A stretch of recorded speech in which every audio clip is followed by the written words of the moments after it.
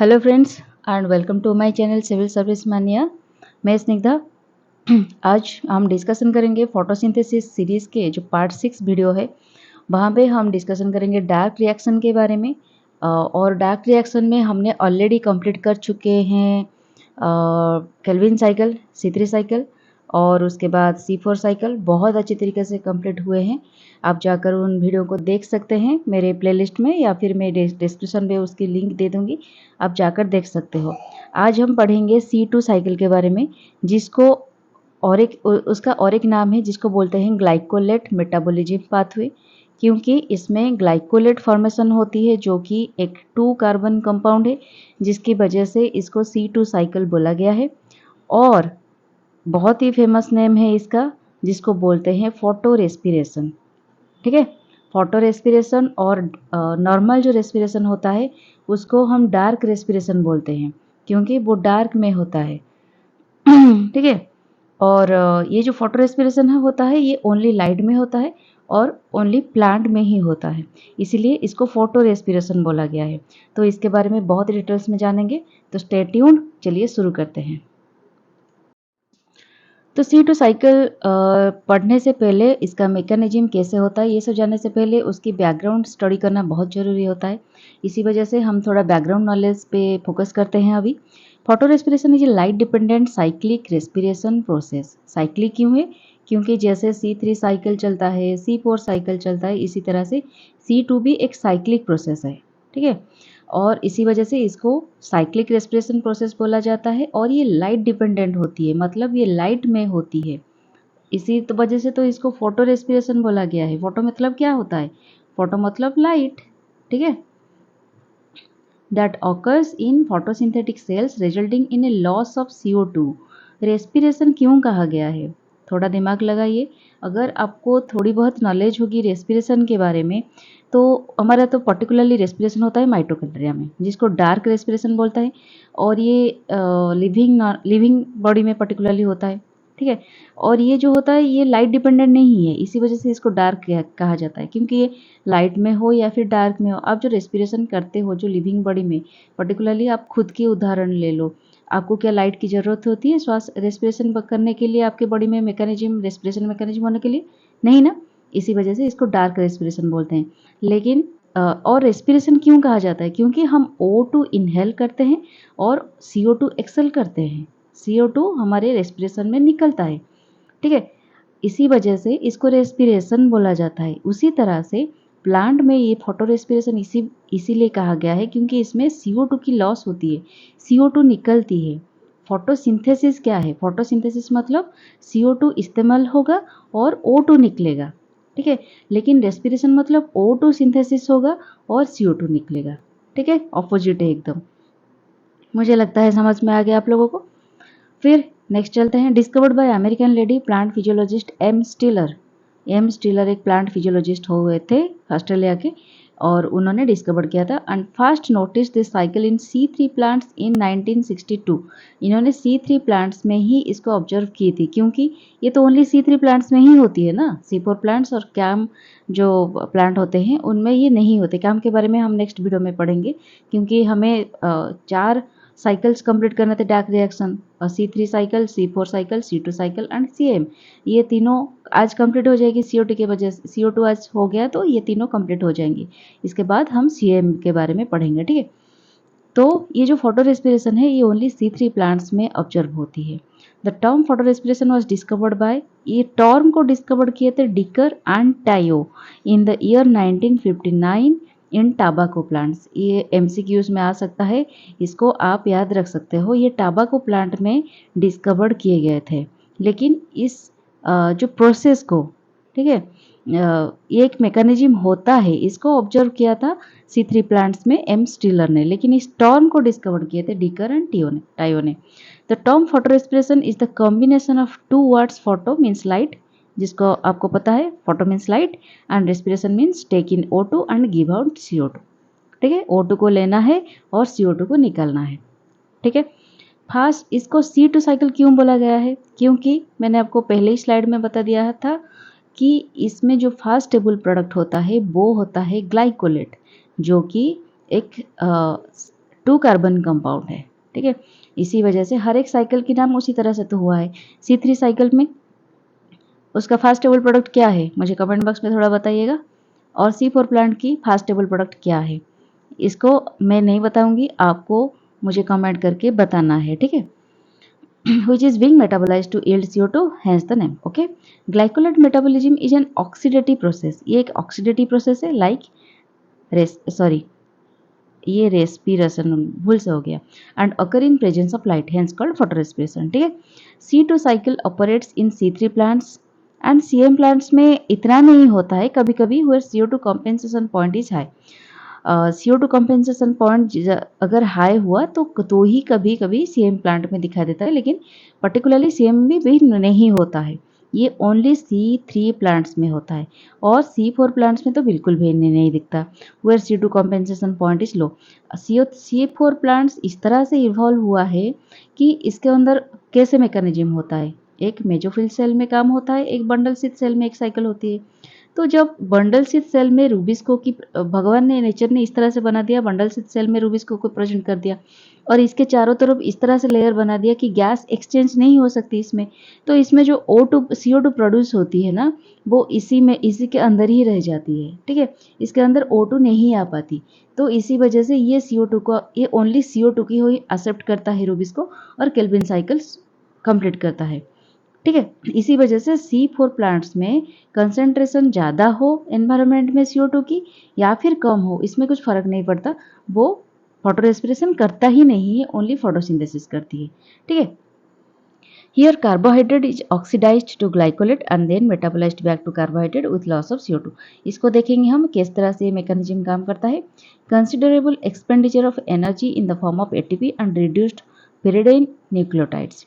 इसमें ATP जो energy form में होता है, जो कि हमने रिड्यूसिंग पावर एसिमिलेटरी उसको बोलते हैं, जो हमने लाइट रिएक्शन में जो एनर्जी निकाली थी ATP और NADPH, ये इसमें ATP यूज हो जाती है। इसी वजह से C2 साइकिल को एक वेस्टफुल साइकिल बोला जाता है, क्योंकि इसमें कोई भी एनर्जी प्रोड्यूस तो नहीं होता, लेकिन जितना भी एनर्जी हमने लाइट रिएक्शन में प्रोड्यूस किए थे उसमें कितने ATP यहाँ पे खर्च हो जाते हैं। इसी वजह से इसको एक वेस्टफुल प्रोसेस भी कहा जाता है। Unlike dark respiration, photo respiration does not yield energy, ठीक है। इसमें कोई भी एनर्जी प्रोड्यूस नहीं होता। समझ में आ गया? नेक्स्ट चलिए जानते हैं। तो अब हम देखेंगे कौन सी ऐसी फेवरेबल कंडीशन है जिसमें हम फोटो रेस्पिरेशन को देख सकते हैं, ठीक है। तो फोटो रेस्पिरेशन क्या होगा? फोटो रेस्पिरेशन पर्टिकुलरली होती है लार्ज प्लांट में, लार्ज पौधे में। लार्ज पौधे को क्या बोला जाता है? C3 प्लांट्स, ठीक है। C3 प्लांट्स जो होते हैं वहाँ पे तो केल्विन साइकिल होती है पर्टिकुलरली, और इस तरह के पौधे के कहाँ पे दिखाई जाता है पर्टिकुलरली? ट्रॉपिकल एरियाज में। और ट्रॉपिकल एरियाज में एनवायरमेंटल कंडीशन कैसे होते हैं? ये मान के चलिए आपका सन हो गया, तो सन यहाँ पे इंटेंसिटी, सन की जो लाइट इंटेंसिटी यहाँ पे ज़्यादा होती है, जिसको फोटोन बोलते हैं, और ज़्यादा होते हैं मतलब यहाँ पे वाटर लॉस भी कंडीशन ज़्यादा होगी, हाई टेम्परेचर में वाटर लॉस भी ज़्यादा हो जाएगी, ठीक है। वाटर लॉस हो जाएगी, फिर वाटर लॉस हो जाएगा तो स्टोमाटा क्लोज हो जाएगा। आपको पता है, आपको बायोलॉजी में आप पढ़े होंगे स्टोमाटा क्लोज होने के लिए क्या क्या कंडीशन है।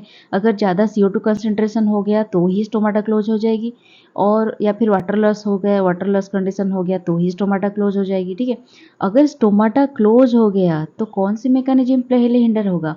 फोटोसिंथेसिस, क्योंकि फोटोसिंथेसिस का तो जो बेस फोटोसिंथेसिस होता है स्टोमाटा के अंदर, CO2 एंटर करे सेल के अंदर तो ही, क्लोरोप्लास्ट के अंदर तो ही होगा ना फोटोसिंथेसिस। अगर स्टोमाटा क्लोज हो गया तो CO2 अंदर से नहीं जा पाएगा, ठीक है। तो अंदर जो रहा होगा O2 वो भी बाहर नहीं आ पाएगा। स्टोमाटा एक ही मात्र चीज़ है जिसके अंदर से, वो भी एक कनेक्टिंग लिंक है जहाँ से CO2 O2 जाना आना होता रहता है उसके अंदर। अगर वो क्लोज हो गया तो CO2 अवेलेबल नहीं होगा क्लोरोप्लास्ट को, तो ओनली O2 जो रह जाएगा अंदर। तो रूबिस को एक एंजाइम ऐसा होता है जो कि हमने पढ़े थे C4 साइकिल में। ये एक रूबिस्को के एंजाइम जो कि एससीओ का मतलब क्या है? कार्बोक्सिलेशन ही कर सकता है और ऑक्सीजनेशन भी कर सकता है। मतलब कार्बन अगर ज़्यादा हो वो कार्बन को भी यूटिलाइज कर सकता है CO2 को। अगर वहाँ पे ऑक्सीजन की अवेलेबिलिटी ज़्यादा हो, यहाँ पे CO2 नहीं आ पाया, स्टोमाटा क्लोज हो गया और ऑक्सीजन की अवेलेबिलिटी बहुत हो गया क्योंकि वो बाहर नहीं जा पाया, तो इसी वजह से रूबीज को ऑक्सीजन को पिकअप कर लेगा। तो यहाँ पे ऑक्सीजन के साथ मिलके वो फोटो रेस्पिरेशन क्रिएट करेगा। ठीक है, उसको तो किसी भी तरह वो साइकिल चलाना ही नहीं ना, वो तो चुप नहीं बैठ सकता, उसको हरदम काम करना है। तो वो कार्बन डाइऑक्साइड मिले तो ही खुश है, ऑक्सीजन मिले तो ही खुश है। ठीक है, और हाई लाइट इंटेंसिटी, ज़्यादा लाइट भी पड़ेगी तो ही फोटो रेस्पिरेशन की प्रक्रिया होगी। तो ये इसको आप लिंक कर सकते हो कि क्यों हमें बार बार कहा जाता है, जो एनवायरमेंटलिस्ट जो होते हैं, तो बार बार हमें क्यों कहते हैं कि आप ग्लोबल वार्मिंग को चेक कीजिए, ग्लोबल वार्मिंग जैसे कम हो उस पर ध्यान दीजिए। ज़्यादा टेम्परेचर बढ़ना बहुत क्षतिकारक होती है इसी वजह से, क्योंकि ये ज़्यादा हो गया तो हमारे जो जीना होता है वो प्लांट के ऊपर डिपेंडेंट है। हम जो जी रहे हैं वो प्लांट के वजह से जी रहे हैं। अगर प्लांट खाना बनाना बंद कर देगा, प्लांट कार्बन डाइऑक्साइड को लेना बंद कर देगा, ऑक्सीजन को लेकर रेस्पिरेशन करने लगेगा, तो क्या होगा, जितने सारे एनर्जी प्रोड्यूस होगी वो तो सब वेस्टफुल हो जाएगा ना, खर्च हो जाएगा रेस्पिरेशन में। तो फिर क्या होगा, हमें ऑक्सीजन ही नहीं मिलेगा, ऑक्सीजन की शॉर्टेज हो जाएगी, फिर वाटर की शॉर्टेज हो जाएगी, फिर क्या होगा, एनवायरनमेंट में ज़्यादा कार्बन डाइऑक्साइड हो जाएगी क्योंकि हम कार्बन डाइऑक्साइड छोड़ रहे हैं और पौधे भी कार्बन डाइऑक्साइड छोड़ेंगे। तो क्या होगा, एनवायरनमेंट ओनली कार्बन डाइऑक्साइड ही कार्बन डाइऑक्साइड हो जाएगा और उसके बाद हर एक प्राणी पौधे सब मरने लगेंगे। इसी वजह से कहा जाता है कि टेम्परेचर को लिमिट रखिए। ठीक है, तो नेक्स्ट देखते हैं क्या है। अब हम थोड़ा कंसेप्ट देखेंगे वारबर्ग इफेक्ट। ये एक चीज़ आ सकती है जिसको कभी कभी MCQs में आ सकता है या फिर शॉर्ट नोट्स में आ सकता है, आप लोग ध्यान रख सकते हैं। वारबर्ग इफेक्ट का मतलब ये है inhibition of photosynthesis by high concentration of O2। वही चीज़ है कि अगर O2 की कंसेंट्रेशन बढ़ जाती है तो ये फोटोसिंथेसिस को इनिवेट कर लेती है। फोटोसिंथेसिस मतलब CO2 को लेना है और ऑक्सीजन को, कार्बोहाइड्रेट जो C6H12O6 कार्बोहाइड्रेट मतलब बनाना है और O2 निकलना है। ठीक है, ये हो गया आपका फोटोसिंथेसिस। लेकिन फोटो रेस्पिरेशन में क्या होता है, इसकी एकदम उल्टा होता है, अपोजिट होता है कि ऑक्सीजन वो लेता है और कार्बन डाइऑक्साइड निकालता है और with the help with the मतलब क्या, वो जो एनर्जी प्रोड्यूस होता है लाइट रिएक्शन में उसको भी यूटिलाइज कर लेता है। ठीक है, ये एक कंप्लीटली वेस्टफुल प्रोडक्ट है, वेस्टफुल प्रोसेस है। तो इस inhibition of photosynthesis by high concentration of O2 को बोला जाता है वारबर्ग इफेक्ट। तो high level of O2 stimulate photo respiration, a process in which gas exchange occur in reverse of that photosynthesis. जितने भी फोटोसिंथेसिस में गैस एक्सचेंज होता है वो एकदम अपोजिट हो जाता है फोटो रेस्पिरेशन में। ठीक है, अब हम देखेंगे कि फोटो रेस्पिरेशन कहाँ कहाँ होता है। हमने पढ़ा C3 साइकिल में ओनली मेजोफिल सेल में हुआ। मेजोफिल PHYLL मेजोफिल सेल में जो क्लोरोप्लास्ट है वहाँ पे C3 साइकिल हुआ। C4 साइकिल कहाँ पे हुआ, मेजोफिल सेल में हुआ प्लस बंडल स्थित सेल में हुआ। ठीक है, अब C2 साइकिल जो होगा वो होगा क्लोरोप्लास्ट में प्लस पेरोक्सिजोम में प्लस माइटोकॉन्ड्रिया में, ये 3 ऑर्गेनेल्स में होगा। ठीक है, तो हमने तो क्लोरोप्लास्ट के बारे में कंप्लीटली पढ़े थे, अभी पढ़ेंगे पेरोक्सिजम के बारे में और माइटोकॉन्ड्रिया के बारे में हम पढ़ेंगे जब हम रेस्पिरेशन के चैप्टर करेंगे। ठीक है, वहाँ पे कंप्लीटली पढ़ेंगे। अभी इसी वजह से वीडियो को अननेसेसरी क्यों लेंदी बनाए। ठीक है, पेरोक्सिजोम एक बीच में रह जाती है तो इसकी वजह से इसको थोड़ा हम देख लेते हैं। ये एक small spherical bodies attach to chloroplast, chloroplast के आसपास एक स्मॉल स्पेरिकल बॉडीज होती है, only distributed in such species where photo respiration occur. जो भी स्पेसिस में फोटो रेस्पिरेशन की प्रक्रिया होना मतलब होना चाहिए, फोटो रेस्पिरेशन नेचर जिस ऑर्गेनिज्म में बनाने के लिए बनाया है उसी जगह पे पेरोक्सिजम को पाया जाता है। तो फोटो रेस्पिरेशन कहाँ होती है, पर्टिकुलरली प्लांट में, तो इसी वजह से प्लांट में प्रेजेंट होती है। ये एक सिंगल लेयर्ड एनवेलप है, क्लोरोप्लास्ट है डबल लेयर्ड, माइटोकॉन्ड्रिया भी डबल लेयर्ड, लेकिन पेरोक्सिजम है जो है वो सिंगल लेयर्ड। अगर आपको इसके डिफरेंस पूछा जाता है एग्जाम में तो आप आराम से लिख सकते हो। ठीक है, ये ग्लाइकोलेट ऑक्सीडेज कैरी करता है, इसके अंदर होता है। NADH ग्लाइऑक्सिलेट रिडक्टेज भी होता है, मैलेट डिहाइड्रोजिनेज भी होता है और ग्लूटामेट एंजाइम, कुछ एंजाइम्स, कुछ कैटालाइजेस, ये सब चीज़ें ये इसमें प्रेजेंट होते हैं। ये ATP प्रोड्यूस नहीं कर पाती, जैसे कि क्लोरोप्लास्ट में ATP प्रोड्यूस होती है, माइटोकॉन्ड्रिया में ATP प्रोड्यूस होती है, पेरोक्सिजम में इसी तरह से ATP प्रोड्यूस नहीं हो पाती। ये साइटोक्रोम लैक साइटोक्रोम, एक साइटोक्रोम होता है जो कि फोटोसिंथेसिस में हेल्प करता है, रेस्पिरेशन में हेल्प करता है, वो पेरोक्सिजम में प्रेजेंट नहीं होती। ठीक है, देखिए आप लोगों के मतलब एग्जाम एम से कभी कभी एग्जाम में हेल्प करने के लिए मैंने एक ये स्लाइड भी डाल दिया है, dark respiration and photo respiration के बीच डिफरेंस क्या है, कई बार पूछा जाता है एग्जाम में। आप लोग इससे कुछ पॉइंट्स याद रख सकते हैं और आंसर राइटिंग प्रैक्टिस भी कर सकते हैं। जैसे कि डार्क रेस्पिरेशन मतलब normal respiration, it is a process which involves oxidation of organic molecules and release of energy in the form of ATP। इसके बारे में हम कंप्लीटली पढ़ेंगे, लेकिन थोड़ा आप याद रख सकते हो, और जब मैं पढ़ाऊंगी वो रेस्पिरेशन तब भी आप इसको अगर याद रहेगा तो मैं इसकी डिफरेंस और एक बार भी मेंशन करूंगी, लेकिन आप यहाँ पे ऐसे याद रखिए, जिसको रेस्पिरेशन अच्छी तरह से पता है वो थोड़ा बहुत कर सकता है। इट इज ये फोटो रेस्पिरेशन के बारे में हमने बताया कि कैसे होता है, हायर कंसंट्रेशन ऑफ ऑक्सीजन होता है, ये टोटली एक वेस्टफुल प्रोसेस होता है जहाँ पे एनर्जी प्रोड्यूस नहीं होती। ठीक है, it is also called respiration, इसको ओनली रेस्पिरेशन भी बोला जाता है, इसको C2 साइकिल कहा जाता है और ग्लाइकोलेट भी कहा जाता है। It occurs on all aerobic anaerobic organisms, लेकिन photorespiration only green plants में होता है। ये जो होता है only respiration, a light dependent process occurs both in presence और एब्सेंस ऑफ लाइट, इसी वजह से इसको डार्क किया जाता है क्योंकि ये लाइट डिपेंडेंट नहीं है, ये लाइट डिपेंडेंट है।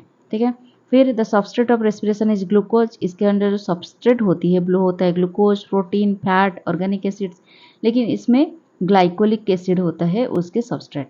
ठीक है, फिर photo respiration does not involve, इसमें ग्लाइकोलिसिस नहीं होती, क्रेब साइकिल नहीं होती, लेकिन इसमें ये सब इन्वॉल्व होती है। ठीक है, does not depend upon CO2 O2, इस CO2 O2 कॉन्सेंट्रेशन में ये डिपेंडेबल नहीं होती, कुछ भी हो जाए रेस्पिरेशन में आप CO2 अंदर ले सकते हो क्या, इनहेल कर सकते हो क्या, नहीं ना, तो इसी वजह से ये डिपेंडेबल नहीं है, लेकिन ये डिपेंडेंट है। फिर इट इन्वॉल्व साइटोप्लाज्म माइटोकॉन्ड्रिया, इसमें माइटोकॉन्ड्रिया में होता है, ये 3 ऑर्गेनेल्स को लेकर होती है, क्लोरोप्लास्ट, पेरोक्सिसोम एंड माइटोकॉन्ड्रिया। फिर एसेंशियल फॉर सर्वाइवल, ऑर्गेनिज्म की सर्वाइवल के लिए ये एसेंशियल है, लेकिन ये एसेंशियल नहीं है, ये एक मैनेजेबल, मतलब एक मैनेज करने के लिए प्लांट को करना पड़ता है।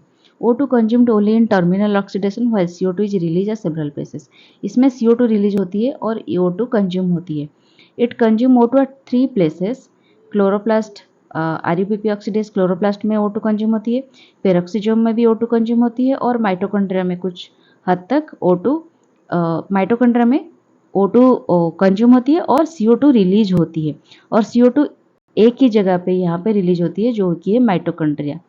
ठीक है,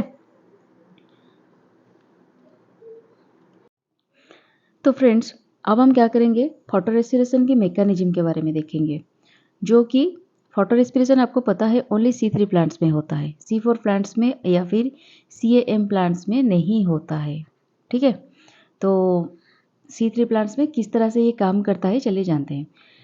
कॉम्प्लीटेड इन 3 ऑर्गेनेल्स, आपको पता है पिछले स्लाइड में मैंने बताया कि क्लोरोप्लास्ट में होता है, पेरोक्सिसोम में होता है एंड माइटोकॉन्ड्रिया में होता है। ठीक है, तो किस तरह से काम करता है, पहले हम पढ़ेंगे क्लोरोप्लास्ट में। फर्स्ट जो रिएक्शन होती है वो क्लोरोप्लास्ट में होती है, उसके बाद जाती है पेरोक्सिसोम में, पेरोक्सिसोम से फिर ट्रांसफर होती है माइटोकॉन्ड्रिया में, फिर माइटोकॉन्ड्रिया से आती है पेरोक्सिसोम से, फिर पेरोक्सिसोम से आती है क्लोरोप्लास्ट। इस तरह से साइकिल कंप्लीट होती है। तो कैसे कंप्लीट होती है एक एक करके जानते हैं।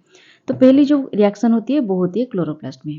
कैसे होता है, RUBP, देखिए ये मान के चलिए ये हो गया क्लोरोप्लास्ट। ठीक है, ये जो रेक्टेंगुलर शेप मैंने दिया है, हालांकि ये शेप मैंने इसी वजह से नहीं दिया था, लेकिन एक एग्जाम्पल की तरह आप मान सकते हो।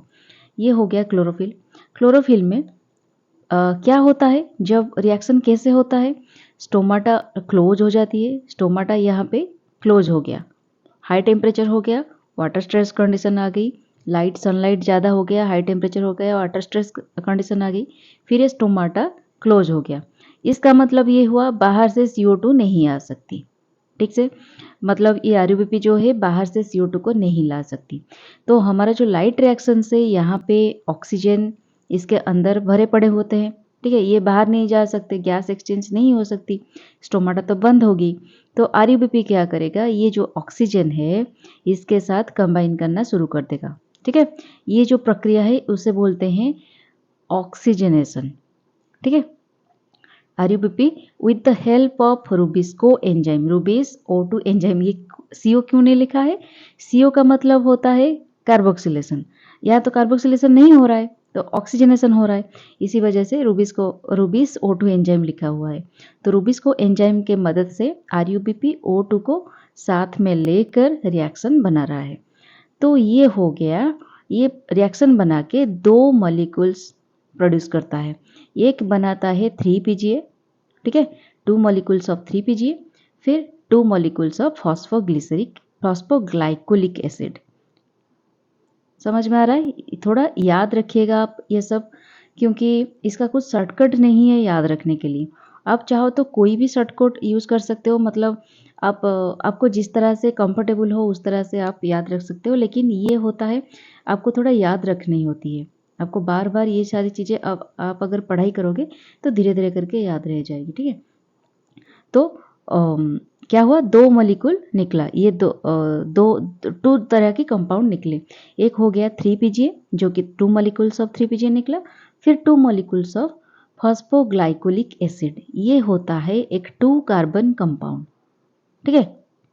ये जो फॉस्फोग्लाइकोलिक एसिड है ये क्या होता है, अनस्टेबल होता है।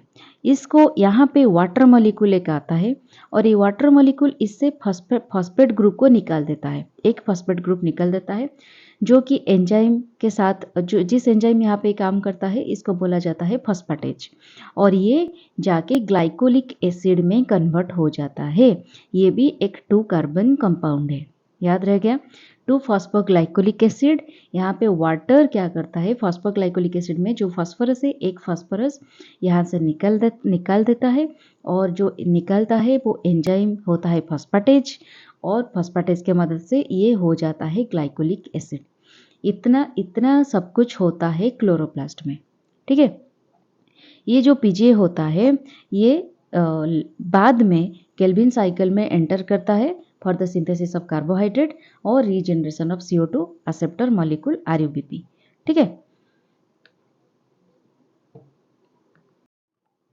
देखिए यहाँ पे मैंने साइकिल प्रोवाइड किया है, ठीक है, आप इसको थोड़ा देख सकते हो। देखिए यहाँ पे O2 आया, O2 ये अवश्य ये क्या होता है, ये जो O2 ये एटमॉस्फेयर से नहीं निकला, ये सेल के अंदर ये O2 प्रेजेंट है, ठीक है, ये O2 एटमॉस्फेयर से नहीं निकला है। तो इसको आरयूबीपी पकड़ के रूबिस्को एंजाइम के साथ ये हो गया 2 मॉलिक्यूल ऑफ 3PGA, ये आ गया, और 2 मॉलिक्यूल ऑफ फॉस्फोग्लाइकोलेट, ठीक है, ये 2 कार्बन कंपाउंड है। ये जो होता है यहाँ पे वाटर मॉलिक्यूल फॉस्फेट ग्रुप को निकाल देता है, या 2 ग्लाइकोलेट और ग्लाइकोलिक एसिड यहाँ पे हो जाता है, जो कि अगेन एक 2 कार्बन कंपाउंड है, ठीक है। यहाँ पे जो एंजाइम काम करता है उसको बोला जाता है फॉस्फोग्लाइकोलेट फॉस्फेटेज। मैंने फॉस्फेटेज लिख लिया था, लेकिन आप याद रख सकते हैं, थोड़ा डिटेल्स अगर आप चाहेंगे तो फॉस्फोग्लाइकोलेट फॉस्फेटेज जो एंजाइम है। फिर क्या होता है नेक्स्ट, ये जो ग्लाइकोलेट होता है ये एंटर कर जाता है पेरोक्सिसोम में, ठीक है। आगे देखते हैं क्या होता है। यहाँ पे देखिए transfer of glycolic acid from chloroplast to peroxisome. यहाँ पे पेरोक्सिसोम से कहाँ गया यार, हाँ सॉरी, हाँ कभी कभी ना पता नहीं चलता, ये जो पॉइंटर है कहाँ पे गायब हो जाता है।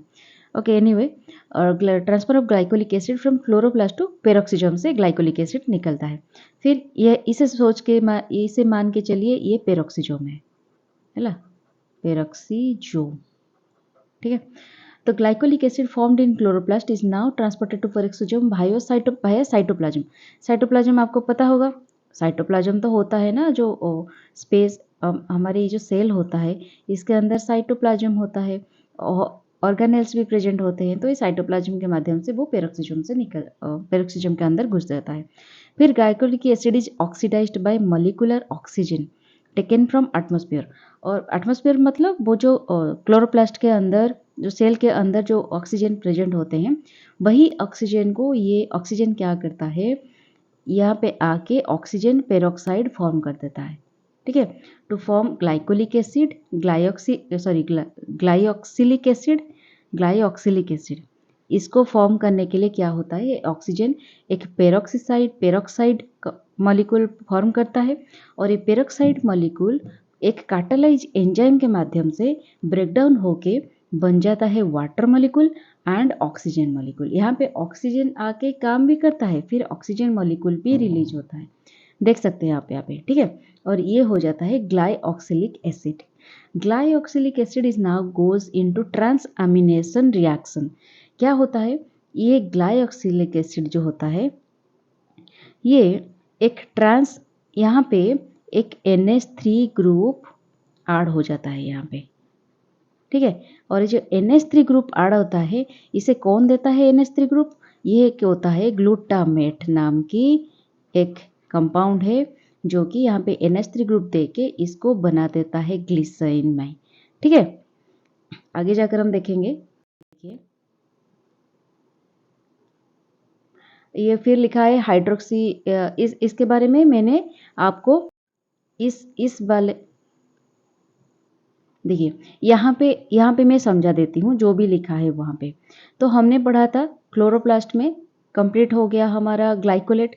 ये ग्लाइकोलेट क्या होता है, पेरोक्सिजोम में एंटर कर जाता है, फिर पेरोक्सिजोम में यहाँ पे ऑक्सीजन आके इसको हाइड्रोजन पेरोक्साइड बना देता है और हाइड्रोजन पेरोक्साइड एक कैटालाइज के साथ मिलके एंजाइम एक होता है जो कि इसके वाटर मॉलिक्यूल बना देता है और एक ऑक्सीजन मॉलिक्यूल बना देता है। ठीक है, और जो कंपाउंड फॉर्मेशन होती है वो होता है ग्लाइऑक्सिलिक एसिड। वो ये एक 2 कार्बन कंपाउंड है। ठीक है, देखिए मैं यहाँ पे क्या की हूँ, ये जो रिएक्शन है ना इसको स्टेप बना दी हूँ। ये जो पहला स्टेप है देख सकते हैं आप RUBP में। सेकेंड स्टेप हो गया फॉस्फोग्लाइकोलेट फॉर्मेशन हुआ, फॉस्फोग्लाइकोलेट से थर्ड स्टेप में ग्लाइकोलेट फॉर्मेशन हुआ, फिर थर्ड से जो फोर्थ स्टेज हुआ वहाँ पे ग्लाइऑक्सिलेट फॉर्मेशन हुआ। ठीक है, ये जो ग्लाइऑक्सिलेट फिर क्या हुआ, इससे ग्लिसाइन फॉर्मेशन होता है और ये ग्लिसाइन एक अमीनो एसिड है।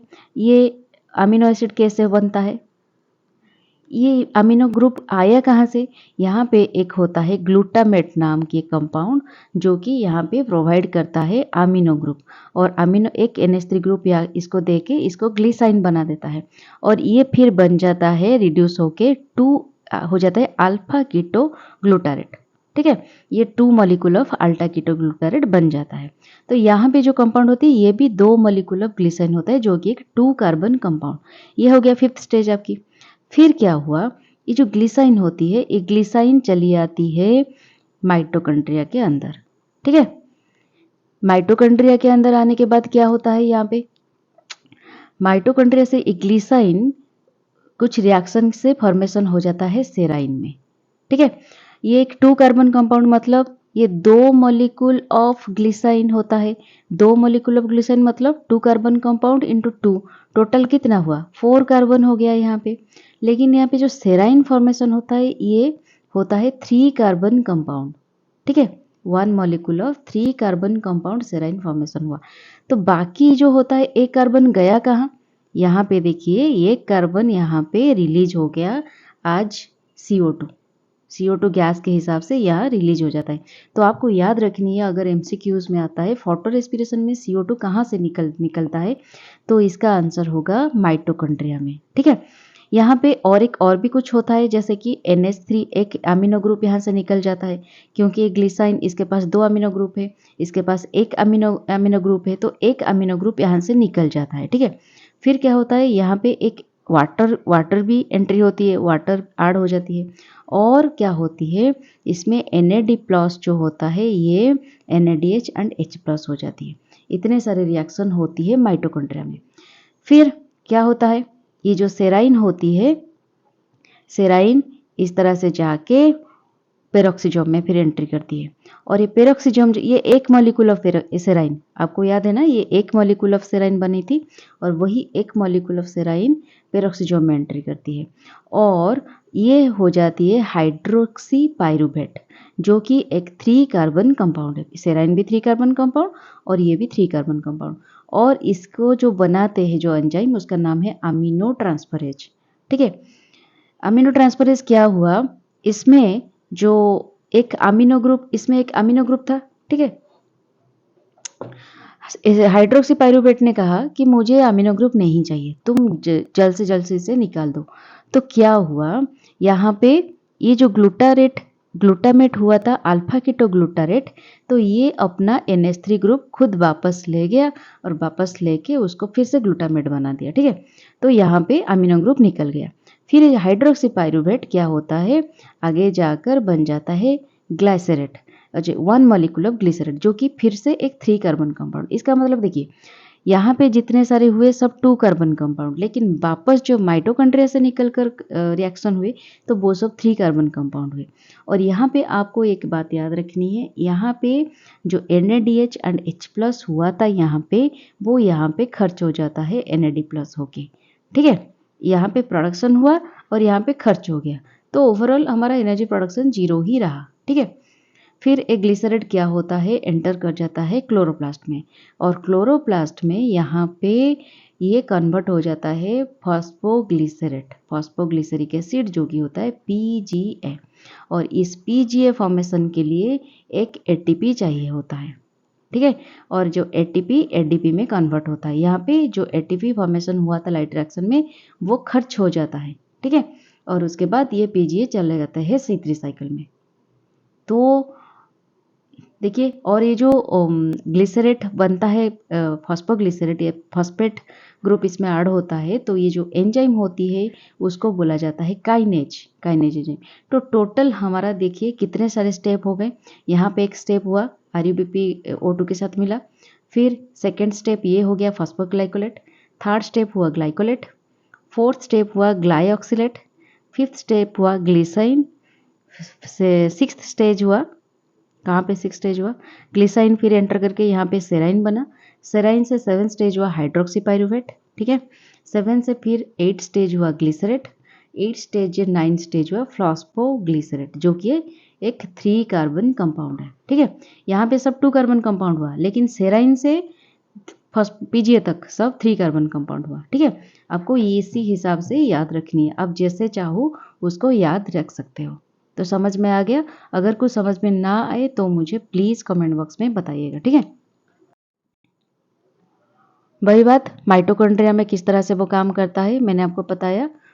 यहाँ पे CO2 निकलता है, NH3 ग्रुप निकलता है, ग्लिसाइन कन्वर्ट होता है सेराइन अमीनो एसिड में, और यहाँ पे NAD+ NADH एंड H+ में होता है। फिर सेराइन माइटोकॉन्ड्रिया से ट्रांसपोर्ट हो जाती है पेरोक्सिसोम को, जहाँ पे कन्वर्ट हो जाती है ये HYA में। ठीक है, फिर ग्लिसरिक एसिड में, और ग्लिसरिक एसिड फिर ट्रांसपोर्ट हो जाती है क्लोरोप्लास्ट में, जहाँ पे वो C3 साइकिल हो जाता है after phosphorylation. The first and last reaction of फोटोरेस्पिरेशन occurs in chloroplast. तो जो फर्स्ट रिएक्शन होती है वो होती है क्लोरोप्लास्ट में, और जो लास्ट रिएक्शन होती है वो भी होती है क्लोरोप्लास्ट में। ठीक है, ऑल होता है क्लोरोप्लास्ट में। सेम सेम चीज़ मैंने आपको बताया, आप और एक बार देख लेना इसे। ठीक है, फिर हम देखेंगे, ये हो गया हमारा फोटो रेस्पिरेशन के बारे में। फोटो रेस्पिरेशन C3 प्लांट्स में हमने पढ़े, अभी देखेंगे फोटो रेस्पिरेशन C4 प्लांट्स में। Photo respiration doesn't occur in C4 plants, this is because they have a mechanism with increase the CO2 concentration at the site of enzyme. आपको पता है C4 plant एक ऐसी प्लांट है जहाँ पे mesophyll cell होती है और यहाँ पे बंडल शीथ सेल होती है। तो मेजोफिल में होती है C4 cycle and bundle sheath cell में होती है C3 साइकिल, और C3 साइकिल के लिए रूबिस को चाहिए होता है जो कि बंडल शीथ सेल में है। और ये बंडल शीथ सेल इस तरह से बनी होती है कि इसके अंदर गैस एक्सचेंज नहीं हो पाती, तो जो भी CO2 इसके अंदर प्रोडक्शन होती है वो बाहर नहीं जा पाती, और इसी वजह से यहाँ पे ओनली C3 साइकिल होती है एंड ओनली कार्बोक्सिलेशन प्रोसेस होती है। यहाँ पे कोई ऑक्सीजनेशन प्रोसेस नहीं हो पाती। इसी वजह से जो C4 प्लांट होती है यहाँ पे फोटोफॉस्फोरिलेशन नहीं हो सकती। ठीक है, यही सब बात यहाँ पे लिखा हुआ है। ठीक है, फिर हम पढ़ेंगे कि फोटो रेस्पिरेशन की सिग्निफिकेंस क्या है। ऑल्दो हमने पढ़ा कि फोटो रेस्पिरेशन एक वेस्टफुल प्रोसेस है, वेस्टफुल तो है ही क्योंकि इसमें कोई भी एनर्जी प्रोडक्शन नहीं होती, first of all ATP production नहीं होती। लेकिन और दूसरी बात यह है, जो भी एटीपी हमारे लाइट रिएक्शन में प्रोडक्शन हुआ था वो सब कुछ यूटिलाइज हो जाती है, ठीक है। तो इसका मतलब ये एक वेस्टफुल प्रोसेस है, लेकिन फिर भी उसका कुछ सिग्निफिकेंस है, तो एक एक हम डिस्कशन करेंगे। This pathway uses toxic phosphoglycolate for regeneration of 3 PG. जो टॉक्सिक फॉस्फोग्लाइकोलेट जो फास्ट रिलीज होती है वो टॉक्सिक होती है, जो कि पीजीए फॉर्मेशन रीजनरेशन में वो यूज होती है। Phosphoglycolate if not consumed inhibit triose phosphate, अगर वो कंज्यूम नहीं होगा, अपना रिएक्शन नहीं करेगा, जो O2 के साथ मिलके दो कंपाउंड बने ना, पीजीए और ग्लाइकोलेट, अगर ये फॉस्फोग्लाइकोलेट आगे जाकर रिएक्शन नहीं हुआ तो ये कार्बोहाइड्रेट बनाने में, जो ट्राइओस फॉस्फेट होता है कार्बोहाइड्रेट, तो ये बनाने में इसको इनहिबिट कर सकता है, ठीक है। That would interfere with the जो कि रूबिस्को एंजाइम रीजनरेशन में भी हिंडरमेंस क्रिएट कर सकता है, जो कि केल्विन साइकिल आगे जाकर हिंडर होगी। तो ये एक सिग्निफिकेंस हो गया, या समझ आ रहा है आप लोगों को मैं क्या बोल रही हूँ? अगर नहीं हुआ तो मुझे प्लीज़ बताइएगा कमेंट बॉक्स में, ठीक है। Second, it is a major source of H2O2 इन प्लांट्स। आपने देखा जब ये पेरोक्सिजोम से प्लास्ट से पेरोक्सिजोम तक गया तो यहाँ पे O2 मॉलिक्यूल हाइड्रोजन पेरोक्साइड बना रही थी, और ये जो hydrogen peroxide as a signal molecule in plants involve in both biotic abiotic stress response. ये जो हाइड्रोजन पेरोक्साइड होती है वो एबायोटिक बायोटिक स्ट्रेस रिस्पॉन्स के लिए जिम्मेदार होती है, तो मतलब सिग्नल मॉलिक्यूल होती है, वो सिग्नल देती है बायोटिक या फिर एबायोटिक स्ट्रेस जब होती है प्लांट को, इसी वजह से सिग्नल मिलती है हमें, ठीक है, हाइड्रोजन पेरोक्साइड की वजह से। और hydrogen peroxide can damage the pathogen bye it's reactive potential, मतलब हाइड्रोजन पेरोक्साइड की वजह से जो पैथोजन होते हैं प्लांट को अटैक करते हैं, इसको भी एक रिएक्शन देती है, रेस्पॉन्स देती है, ठीक है। इसी वजह से ये एक प्रोटेक्टिव मैकेनिज्म के हिसाब से भी काम करता है, एक डिफेंस सिस्टम के हिसाब से ही काम करता है। ये एक सिग्निफिकेंस हो गया फोटो रेस्पिरेशन की। तो थर्ड हो गया, it is a mechanism to protect cell against damage associated with O2 and high light, मतलब अगर प्लांट में ज़्यादा ऑक्सीजन हो गया तो ये भी प्लांट के लिए हानिकारक होगी कि नहीं, आप ये समझिए। प्लांट ज़्यादा ऑक्सीजन नीड नहीं करती, प्लांट ज़्यादा CO2 भी नीड नहीं करती। ज़्यादा CO2 हो गया तो स्टोमाटा क्लोज हो जाएगी, या फिर ज़्यादा ऑक्सीजन हो गया तो फोटोसिंथेसिस नहीं हो पाएगी। इसी वजह से क्या होता है, जब ये एक मैकेनिज्म होती है कि प्लांट को एग्नेस्ट डैमेज, मतलब हाई O2 होने से जो प्लांट को डैमेज हो सकती है उससे प्रोटेक्ट करती है। On high light and act as a mechanism of energy dissipation preventing light induced damage, मतलब हाई लाइट इंटेंसिटी पड़ने पे जो डैमेज हो सकती है प्लांट को, उससे वो प्रोटेक्ट करती है फोटो रेस्पिरेशन, ठीक है। फिर it protect C3 plants from photo inhibition. हमने पढ़ा कि फोटो इनहिबिशन जो प्रक्रिया होती है उससे भी प्रोटेक्ट करती है। फिर it can mitigate oxidative stress under conditions of draft, मतलब आपने पढ़ा, हमने तो पढ़ा था कि जो लाइट टेम्परेचर ज़्यादा होती है, ये जो फोटो रेस्पिरेशन प्रक्रिया होती है वो ज़्यादातर ट्रॉपिकल रीजन में होती है, ठीक है। ट्रॉपिकल रीजन में तो ज़्यादातर स्ट्रेस कंडीशन होती है, water stress condition, drought condition, salinity, low CO2, chilling, इस तरह से कंडीशन से ये सारी चीज़ें से ये मिटिगेट करती है, ठीक है। फिर रोल इन बैलेंसिंग, जो लाइट रिएक्शन में जो NADPH एंड ATP ज़्यादा हो जाती है, जो रेशियो को ये मेंटेन करता है, क्योंकि इसमें तो खर्च होते हैं ये दोनों, इसी वजह से ये मेंटेन करता है। फिर एक लास्ट सिग्निफिकेंस ये है, इसमें जो अमीनो एसिड निकलती है ग्लिसराइन और सेराइन, ये दो अमीनो एसिड जो बनती है, सिंथेसाइज्ड होती है, ये precursor of many important metabolites such as proteins, chlorophylls, nucleotides, ये सब बनाने के लिए भी ये अमीनो एसिड रिस्पॉन्सिबल होते हैं, ये प्रिकसर्स होते हैं। इसी वजह से ये थोड़ा सिग्निफिकेंस है फोटो रेस्पिरेशन। तो देखिए कितने सारे मतलब देखिए नेचर ने जो भी बनाया है हमारे लिए या फिर प्लांट के लिए, हमेशा कुछ ना कुछ उसमें बेनिफिट्स होते हैं। ऐसा नहीं हर एक चीज़ में डिमेरिट्स होते हैं, कुछ ना कुछ बेनिफिट्स तो ज़रूर होते हैं। विदाउट बेनिफिट्स नेचर ऐसा कुछ भी नहीं बनाता। तो इसी वजह से आपको एक बात याद रखनी है, आप लाइफ में कुछ भी करो ना, हमेशा सोचो कि उसकी मेरिट्स क्या है, उसकी डिमेरिट्स क्या है। हमेशा ना डिमेरिट्स से ज़्यादा आपको मेरिट्स लगने चाहिए, तो ही आपको लगेगा आप जो भी करोगे ना वो चीज़ें प्रोडक्टिव है। ठीक है, ज़्यादा फिलोसॉफी नहीं मारूंगी। नेक्स्ट है, यहाँ पे आ गया डिमेरिट। देखिए हमने सिग्निफिकेंस पढ़ा था, वहाँ पे 7 पॉइंट्स निकल कर आए थे, और यहाँ पे डिमेरिट्स हम पढ़ेंगे। यहाँ पे सिर्फ 3 डिमेरिट्स मैंने खोज के निकाल पाई हूँ। तो क्या है, unlike normal respiration energy is not produced here, we just found it here, and energy is used of in various metabolic process। ठीक है, इसमें एनर्जी प्रोड्यूस नहीं होती, तो फास्ट डिमेरिट हो गया। फिर हो गया, this plants are estimated to lose as much as half of the total carbon fixed through C3 cycle. मतलब ये बोल रहे हैं, 1 मिनट रुकिए, कहाँ गया यार। मतलब ये बोल रहे हैं, आप C3 साइकिल में जो कार्बन डाइऑक्साइड, C3 साइकिल में जो कार्बन डाइऑक्साइड फिक्स्ड हुए थे, उसका आधा, जितने कार्बन डाइऑक्साइड फिक्स हो रहे थे, उससे आधा कार्बन डाइऑक्साइड ये लूज कर रहे हैं, मतलब निकाल रहे हैं। ठीक है, तो कितना वेस्टफुल एनर्जी, मतलब वेस्टफुल प्रोसेस होता है। फिर ये बोल रहा है, it is non productive photosynthetically because C is use to generate RUBP with no gain in carbohydrate synthesis for respiration और स्टोरेज। ठीक है, ये एक नॉन प्रोडक्टिव प्रोसेस है, because C is use to regenerate RUBP with no gain in मतलब ये जो सी use होते हैं RUBP रीजनरेशन के लिए, ये कार्बोहाइड्रेट बनाने में इसकी कोई मतलब इंटेंशन नहीं होती है। ठीक है, फिर हम और एक बात देखेंगे, यहाँ पे फोटो रेस्पिरेशन को किस तरह से कंट्रोल किया जा सकता है। आजकल आपको पता है टेक्नोलॉजी बहुत ही डेवलप हो रहा है, रिसर्च बहुत ही डेवलप हो रहा है, तो इसी हिसाब से जब लोग देख रहे हैं कि ये एक वेस्टफुल प्रोसेस है, तो इसको क्यों बढ़ावा देना है।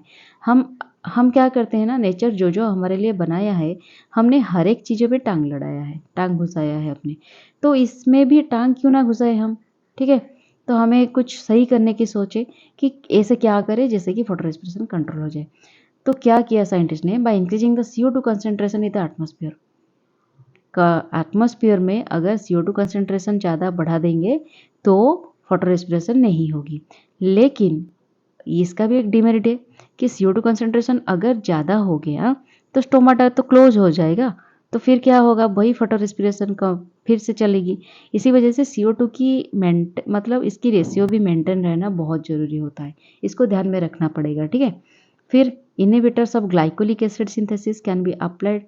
मतलब ग्लाइकोलिक एसिड जो सिंथेसिस हो रहा है, ग्लाइकोलिक एसिड सिंथेसिस होके जाएगा पेरोक्सिजोम में, जो ग्लाइकोलिक एसिड सिंथेसिस हो जाए, इसको इनहिबिटर करने के लिए कुछ अप्लाई करना पड़ेगा, कुछ एंजाइम देना पड़ेगा, केमिकल देना पड़ेगा, ताकि इनहिबिट हो जाए और फोटो रेस्पिरेशन चेक हो जाए। ये एक प्रक्रिया हो सकती है। और थर्ड प्रोसेस ये है, बाय प्रोड्यूसिंग म्यूटेंट वेराइटीज़, कुछ ऐसे म्यूटेंट वेराइटीज़ को निकालें जो फोटो रेस्पिरेशन रेट को लो कर सकती है और कंट्रोल कर सकती है। ये भी पॉसिबल होता है by with the help of मतलब बायोटेक्नोलॉजी, और उसे क्या बोलते हैं, GM प्लांट। ठीक है, by inducing gene of C4 plants to C3 plants. देखिए ये भी एक हो सकता है। आप कितना कितना दिमाग शार्प काम कर रहा है साइंटिस्ट लोगों की। टेक्नोलॉजी, बायोटेक्नोलॉजी की मदद से आप C3 प्लांट को, अगर प्लांट के जीन में अगर C4 प्लांट की जीन इंट्रोड्यूस कर दो, तो क्या होगा, फोटो इनहिबिशन ऑटोमेटिक हो जाएगा, मतलब फोटो रेस्पिरेशन इनहिबिट हो जाएगा। तो कितना तगड़ा मतलब उन्होंने दिया है प्रोसेस। तो ये बहुत ही सिंपल है, आप लोग आराम से याद रख सकते हो। ठीक है, तो फ्रेंड्स यहाँ पे कंप्लीट होती है हमारी फोटो रेस्पिरेशन की ये जो वीडियो। मुझे लगता है ये लेक्चर आपको बहुत अच्छी लगी होगी, और यहाँ पे बहुत ही डिटेल्स में मैंने सब कुछ मेंशन किया हुआ है। अगर आपको अच्छी लगती है तो एज यूजुअल मैं आपको रिक्वेस्ट करूँगी, please subscribe my channel, and don't forget to comment, and don't forget to share with your friends who really need it. क्योंकि इतना सारा डिटेल्स में कोई कवर नहीं किया होगा मुझे लगता है नेट में, और बहुत मेहनत भी लगी हुई है। इसी वजह से please don't disappoint me, and अगर आपको वीडियो अच्छी लगती है और आपको लगती है इस तरह से वीडियो मैं रेगुलर लेके आऊँ आपको लोगों के लिए, इंफॉर्मेटिव है और आपकी एग्जाम की पर्सपेक्टिव से भी बहुत ही यूज़फुल है, इंफॉर्मेटिव है, तो please do subscribe my channel. And आज के लिए इतना ही, tata bye bye and take care.